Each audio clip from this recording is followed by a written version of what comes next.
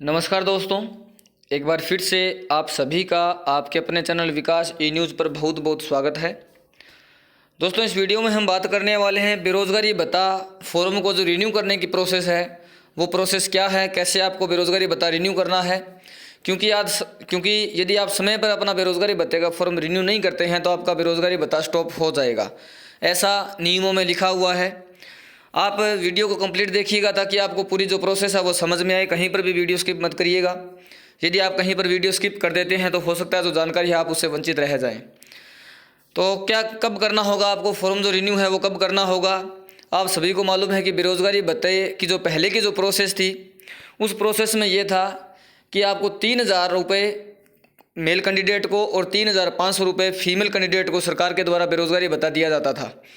और अभी जो बेरोज़गारी भत्ते की राशि है वो 4,000 और 4,500 रुपये है। और जो नियमों में बदलाव किया, 1,000 रुपये की जो बेरोज़गारी भत्ते में बढ़ोतरी की, उस बढ़ोतरी के साथ साथ नियमों में ये बदलाव कर दिया गया था कि इंटर्नशिप आपको करनी होगी।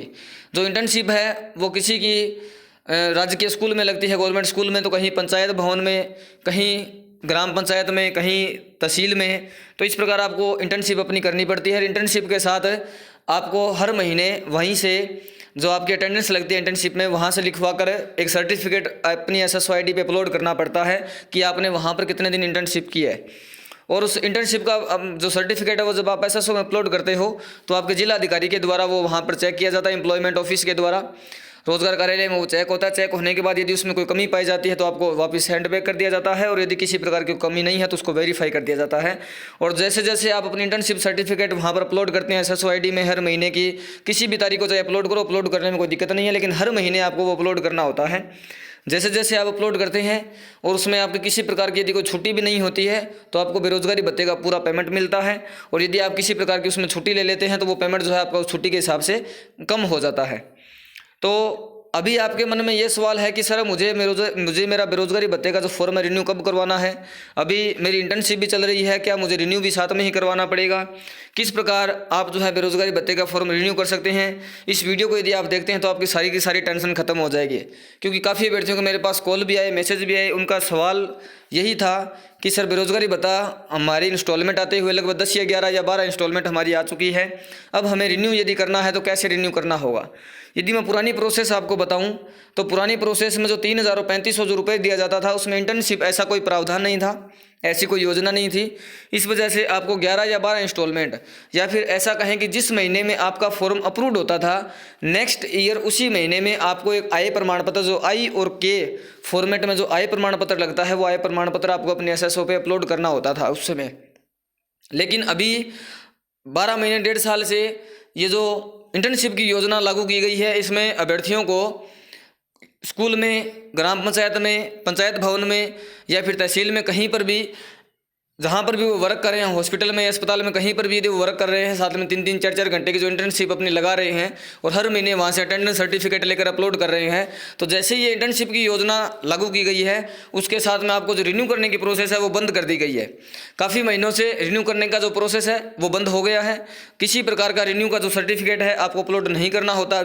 अभी आपको हर महीने सिर्फ और सिर्फ इंटर्नशिप ही लगानी होती है। जब आप रिन्यू करते थे पहले तो उस समय ये मालूम पड़ता था कि कैंडिडेट जो है बेरोज़गारी भत्ता जो कैंडिडेट अभी ले रहा है वो सही तरीके से ले रहा है या नहीं ले रहा, या फिर वो कैंडिडेट एलिजिबल है या नहीं एलिजिबल है। इस वजह से हर 12वें महीने में, या कहें कि हर साल आपको मैक्सिमम जो 2 साल बेरोज़गारी भत्ता आपको मिलता है उसमें 12 महीने जैसे ही अप्रूव्ड हुए हो जाते थे आपको रिन्यू करना होता था।